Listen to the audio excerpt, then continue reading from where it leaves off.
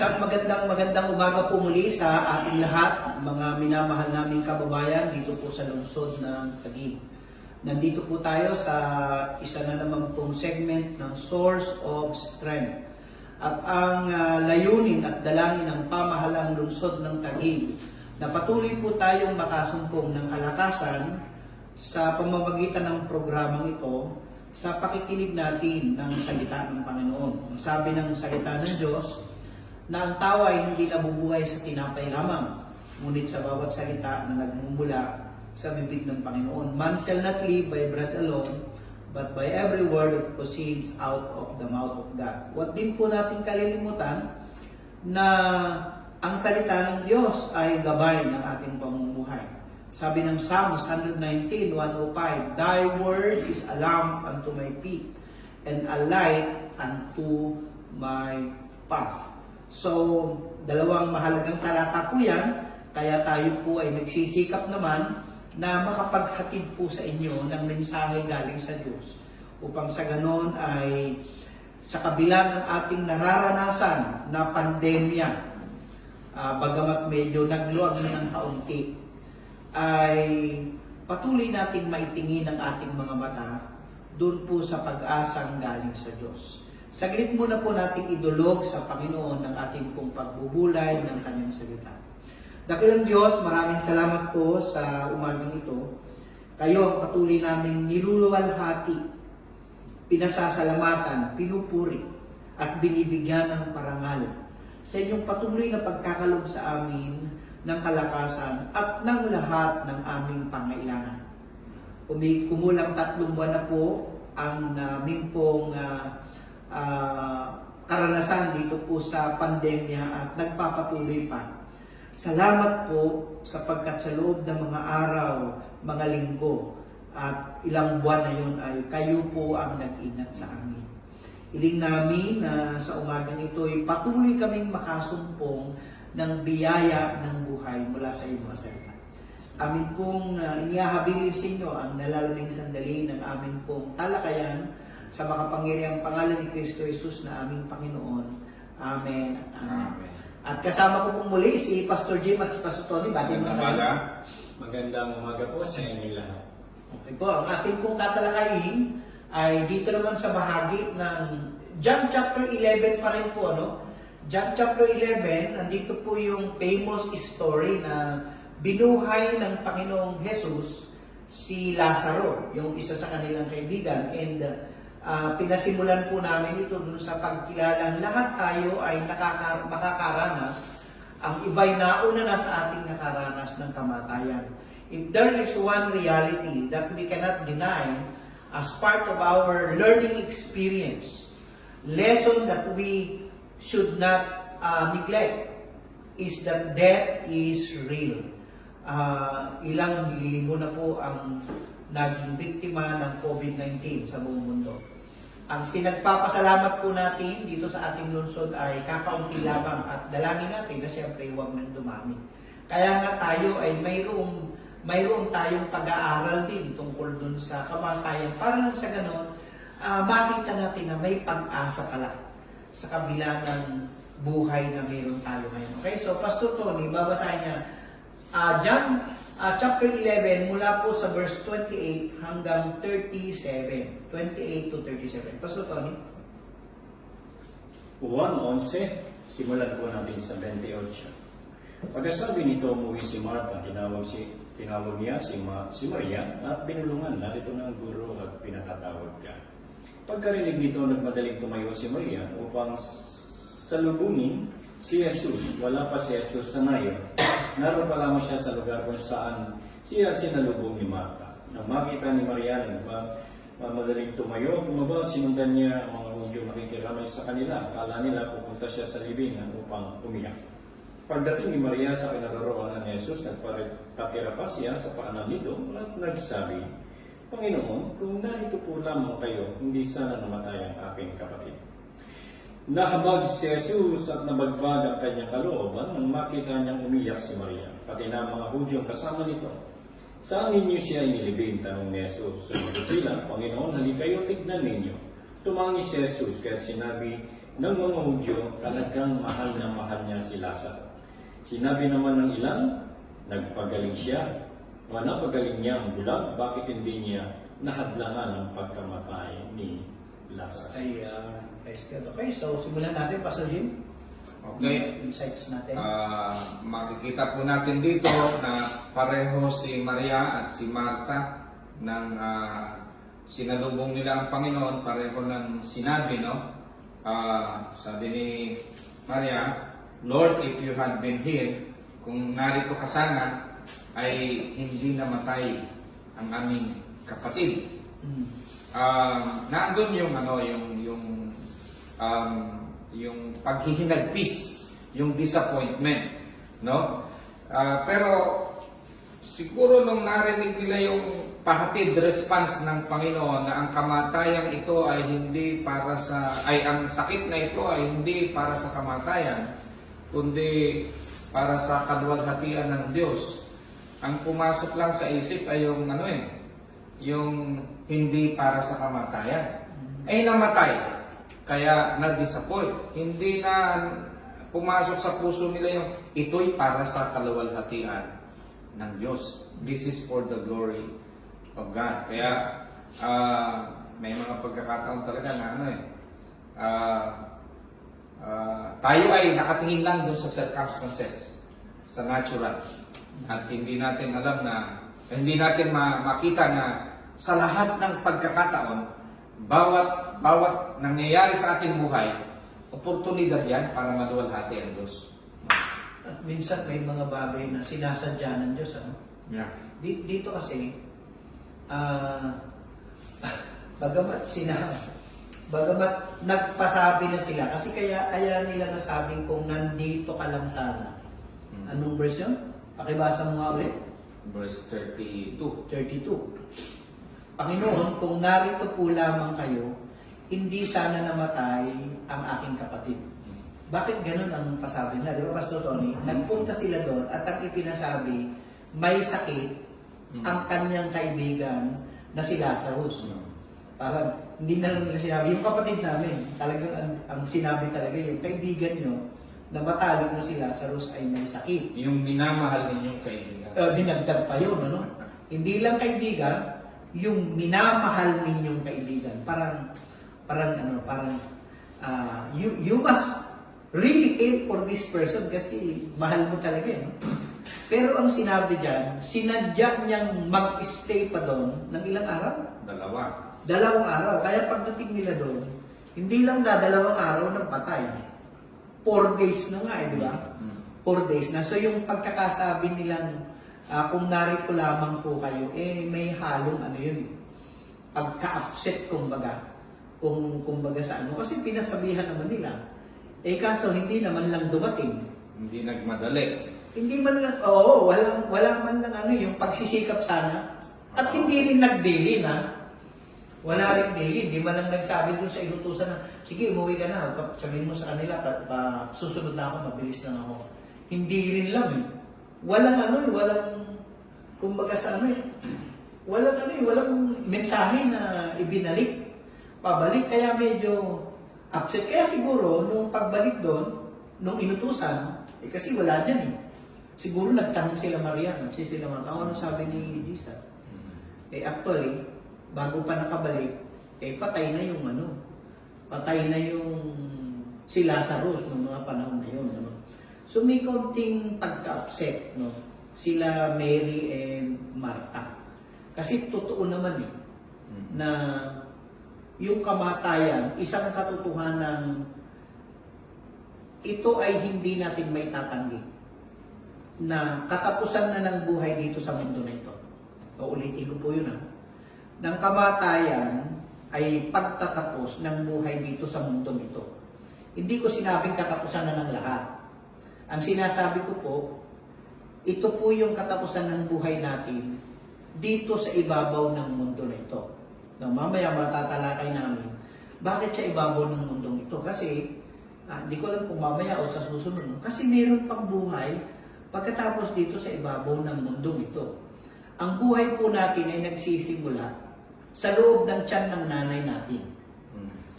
ang environment natin, anong tawag doon? Yung bahay bata, tubig, yun ang environment, yun po ang ating first environment. Pero di ba sabi ng Ecclesiastes, there is time to be born and a time to die. So nung tayo ay isilang, ibang environment naman yun. Akala natin nung una, ganun lang, yun lang. Kasi yun lang ang kaya natin eh. Tapos biglang ang luwag. No, nakita natin, yung barangay natin. Tapos habang tumatanda tayo, lumalawak yung nakikita nating daigdig natin. Hanggang sa tayo ngayon, nakarating na tayo dito sa Taguig. Kahit pa paano, nagagalawan nating daigdig, Pilipinas, at kayo yung mga nakapag-abroad, lumuluwag. Pero may mas matindi pa ulit, mas malawak pa. No? Yung susunod dito sa buhay na ito. At yun yung, alam ko, baka sa susunod talakayin po namin. So your first life, your first experience is life in the womb of your mother. Your second life is your life in this planet Earth.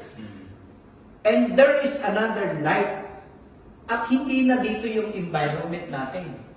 Dito, physical lang yung environment natin. There is another environment that we are going to experience after this. No? Kaya, pagamat masakit po yung kamatayan, masakit yung mamatay. Kasi nga, kung hindi pa natin alam yung meron palang buhay after this, di ba? Meron palang buhay after this. So, kung bakit sinabi ni Martha at ni Mary kung nandito ka lang sana, Lord, hindi sana namatay. Kasi hindi nila alam, hindi pa nila abot. Kasi yung, gusto to, yung paggaling sa may sakit, alam nila kayang-kaya ni Jesus yun eh. Tama? Mm-hmm. Hindi lamang yun. Di ba sabi mo may mga binuhay? Oo. Pero yung kamamatay lang. Merong kamamatay lang, merong ililibingin na. Hindi, pero yung sanain ba yun? Sanain. Pero hindi katulad dito, 4 na araw na. Araw na. Di ba? Yung mga yon hindi pa nagsimulang magnas. Di ba? Eto, iba to kasi 4 na araw na to eh. Yung isa, kamamatay lang. Yung isa, ililibing pa lang. Eto, nakalibing na bro. Pastor Tony, may gusto ka sabihin? Kasi dapat maintindihan ng tao yung mga nagtitiwala sa Panginoon. Una, yung unang araw pa lang na pagkalapit nila sa Panginoon, meron nang itinuturo sa kanila. Lumipas ng ikalawang araw, sa ikalawang araw may tinuturo pa rin sa kanila na hindi nila maintindihan. Hanggang dumating sa ika-4 na araw, mayroon pa rin tinuturo ang Panginoon sa kanila. Alam niyo po, pag hindi natin naintindihan yung pagtuturo ng Panginoon sa buhay natin, ang tendency naghihimutok tayo. At tandaan niyo, bago pa dumating kay Maria, kay Martha muna. At si Martha ay punong-puno ng paghihimutok. Lord, kung nandito ka lang. No? At yun din na sinabi ng kanyang kapatid, kung nandito ka lang, sabi niya, di sana hindi namatay ang aking kapatid. Kung nandito ka lang. Pero alam niyo po, sa mga ganong pagkakataon, hindi natin pwedeng diktahan ng Panginoon kasi nga, nagtuturo siya eh. At dahil doon, yung mga himutok na yon ni Martha ay sinagot ng Panginoon. Parang na-rebuke siya doon eh. Hanggang maintindihan niya kung ano yung gustong ituro ng Panginoon. Kaya matapos sa kanya, agad siyang umuwi, pinuntahan niya yung kapatid niya. At ang sabi niya sa kapatid niya, Mary, andyan ang guro. The word guro, no? Ang ginamit po rito na salita ay guro. So, ibig sabihin, isa sa titulo ng Panginoon ay guro, nagtuturo talaga eh. May tinuturo. Siya naintindihan niya na. Ngayon, gusto rin siguro ni Martha na maintindihan dito ng kapatid niya si Maria kung ano yung gustong iparating ng guro sa kanila, gustong ituro ng guro sa kanila para maintindihan nila bakit nangyari itong bagay na ito. So, tama, no? Pastor Jim, ang pakiramdam mo, no?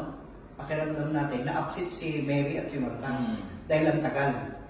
Doon sinabi ni Tony tuloy, naisip ko, si Jesus na-upset din. Na-upset din kasi kaya hindi nila maintindihan yung tinuturo eh. Tingnan mo, yung mga alagad niya. Yung mga alagad niya, hindi ba, ang sabi niya natutulog, hindi nila mag-gets. Sinabi niya, actually patay na. Mm.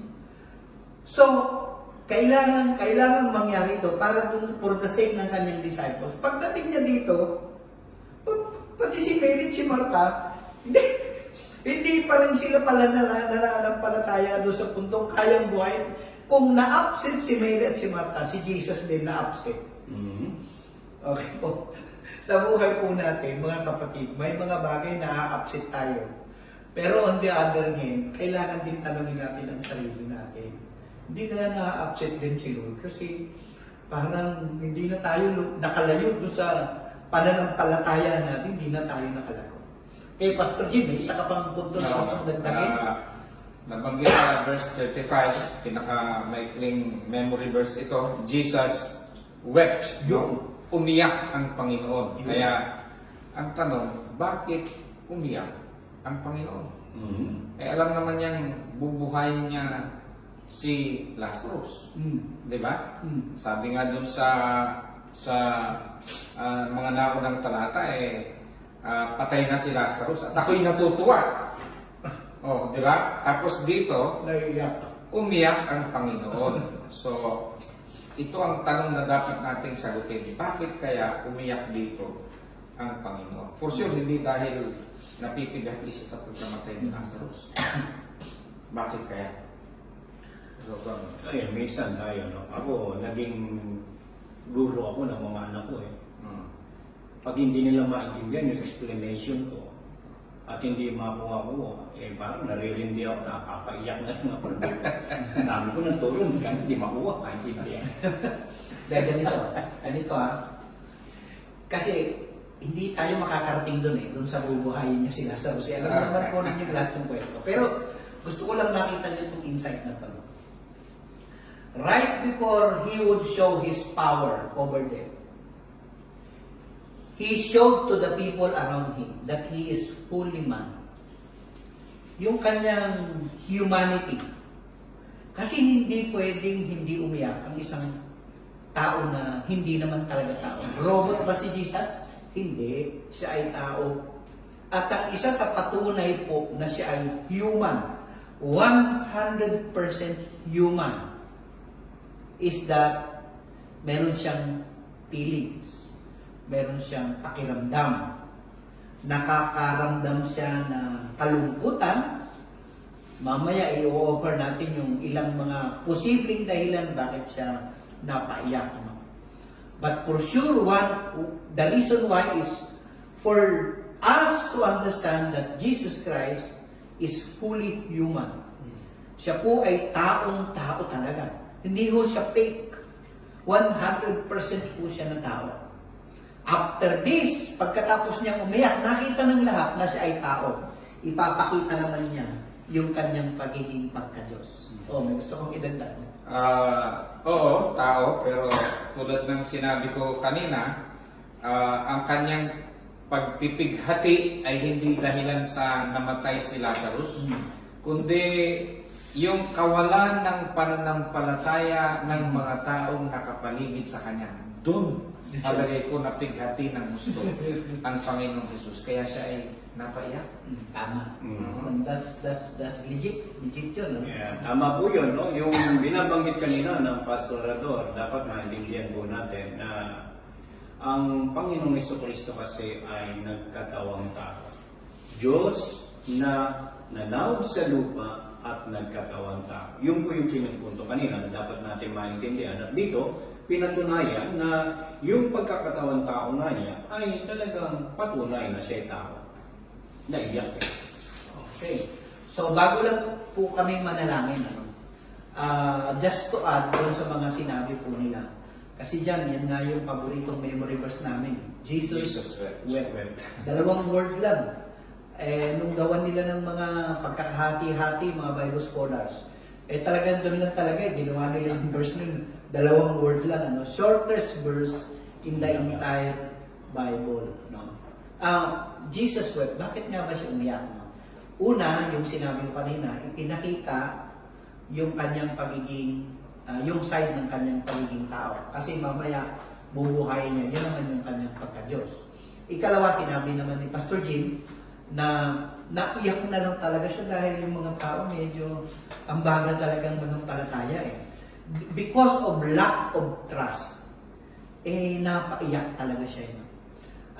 Kasi kahit nga si Mary and Martha, they believe that Jesus can heal. He can heal the blind, He can heal the sick. He can multiply the bread. Pero ito po kasi, kaya nga mamaya sasabihin na nila doon sa mga susunod ng talata, Panginoon, mabaho na, tsaka naaagnas na.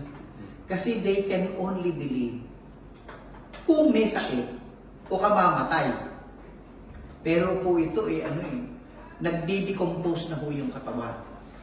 So Jesus, napaiyak siya dun sa talagang lack of trust. Pangatlo, it was also a tears of compassion. Inabot niya yung damdamin ng dalawang babae na yun, si Mary at si Martha.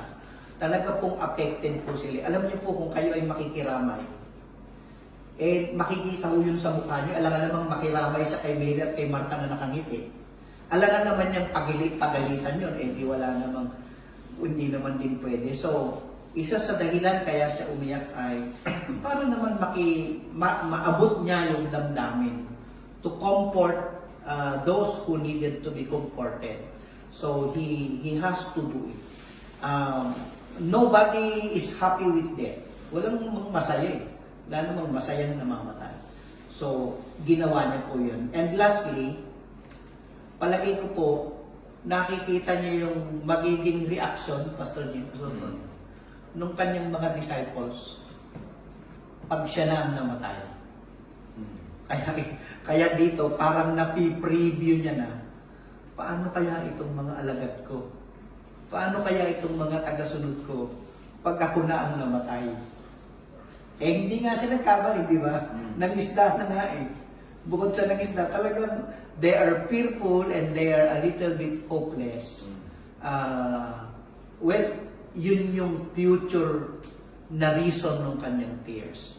So mga kapatid, ngayon pong umaga na ito, hindi ko alam kung ano yung maaring ikinababahala natin. Hindi ko alam kung ano yung mga ikinalulungkot natin. Ano yung mga matitinding concerns natin? O baka mayroon tayong hinaharap na seemingly impossible situation. Most probably, hindi naman kasing lala ni Lazarus na 4 na araw nang nakalibing. Most probably, hindi naman din gano'n. Maaring 4 na taon ng utang na hindi niyo mabayaran. Maaring 4 na taon nang nakasanla. Hindi natin alam. But if ever, just in case lang, na nakikinig po kayo sa programang ito, maaring 4 na kumpanya na pinagtrabuhan nyo, lagi kayong natatanggal, 4 na pabalik-balik na kayo, kung hindi nyo malaman kung anong nangyayari, nakaka-4 na anak na kayo, puro pasaway, hindi po alam kung anong kinaharap mo. Pero ang gusto lang namin sabihin sa inyo ngayong umaga na ito po, panghawakan natin, magtiwala tayo sa Panginoon. We could be having a feeling of being upset with God. Lord, tagal ko naman sagutin yung prayer ko. Pero sa kabilang banda, baka ang kailangan lang ay dagdag po na pananampalataya at pagtitiwala sa Panginoon. Ang kailangan ibigay natin siya para na makakilos siya sa ating buhay. Pastor Tony? Pastor Jim? Bawat pangyayari po sa ating buhay ay laging may oportunidad na maluwalhati ang Diyos. Amen. Kaya anumang problema, anumang conflict, anumang trahedya ang dumating sa buhay natin, ang lagi dapat nating tatanong, sa papanong paraan maluluwalhati ko ang Diyos sa sitwasyon ito. At yung pananampalataya natin ay dapat makita ng Panginoon ang pagtitiwala sa Kanya. Mararanasan natin ang himala. Sigurado po yun. Dahil doon lamang maluluwalhati ang Panginoon. Sige, pakilip sa prayer siguro. And then si Pastor Tony ang mananalangin para sa ating mga government officials. Panalangin ko po kayo. Sa lahat po ng nakakarinig, nakakapanood ng segment na ito, ng Source of Strength, Alam mo, Panginoon, ang pinagdaraanan ng bawat isa. At sa aming tinunghayang talata mula sa iyong salita, maliwanag na ang layunin mo ay palagi kang mabigyan ng kaluwalhatian. Kaya anuman po ang pinagdadaanan ng aming mga kapatid, ay hanapin nila yung masagot ang katanungan, paano maluluwalhati ang Diyos sa sitwasyong ito? Paano ko mabibigyan ng kaluwalhatian ang Panginoong Hesukristo? At ang pagtitiwala ay ibigay namin sa iyo, Panginoon, at makita namin ang himala na inaasam namin, O Diyos. Higit pa sa iniisip namin na kaya mong gawin ang iyong gagawin, Panginoon. Pagpalain mo nga po ang bawat isa sa pangalan ng Jesus. Amen. Sige po, tayo po ay patuloy na manalangin para sa ating bansa. Dakilang Diyos, kami po ay nagpapasalamat sapagkat ang bansang Pilipinas ay kinikilala mo, Panginoon. Ikaw ay sumat sa amin. Patuloy namin itinataas sa iyo ang pamunuan ng bansang ito mula sa aming Presidente, Roddy Roa Duterte. Lord, gamitin mo siya, patuloy na bigyan ng sapat na dunong at kalakasan na magagamit niya sa pang-araw-araw kaysa ng kanyang mga kabinete, mga sekretaryo, gayon din ng mga dalubhasa, Panginoon, sa pagsupil, sa pagbuo ng mga magagandang plano para po lubusan, Panginoon, masupil ang pandemya dito sa bansang Pilipinas. Kaysa ng Senado, kaysa ng Kongreso, sa pangunguna ni Speaker Alan Peter Cayetano, Congresswoman Lani Cayetano. Lord, i-bless mo po sila. I-bless mo rin, Panginoon, patuloy ang mga frontliners, yung mga doctors, nurses, mga staff, Panginoon, even mga volunteers, Panginoon Diyos, at yung mga pagpapakita ng kapwa ng aming mga kababayan na nagbibigay ayuda, tulong sa mga nagsasakripisyo. Kasama ang LGU, Panginoon. Lord, patuloy namin itinataas sa iyo, maging ang bayan ng Taguig, sa pamumuno po ng aming butihing Mayor Lino Cayetano, kasama ni Vice Ading Cruz, Panginoon. Kasama, Panginoon, ang bawat konsihal ng Unay Kalawang Distrito. Gayon din po, Panginoon, ang mga public servant ng City Hall. Andyan, Panginoon, ang admin. Tinataas namin sa iyo si Admin Ninyo. Tinataas din namin sa iyo, Panginoon, si Attorney Noli, na Chief of Staff ng Mayor. Kasama din po ng bawat departamento, Panginoon, at ang mga head nito. Lord, ang bawat kawani ng bayan ng Taguig, patuloy mo pong gamitin, Panginoon, na makapagsilbi kami sa bayan, sapagkat ang pagsisilbi namin sa bayan ay pagsisilbi sa iyo. Maraming salamat po, Panginoon, ang lahat ng ito ay pinagkakatiwala namin sa iyo ng buong puso, buong lakas, buong kaluluwa at buong pag-isip. Ito po ang aming samot dalangin sa ngalan ni Kristong Jesus. Amen. Amen. Amen.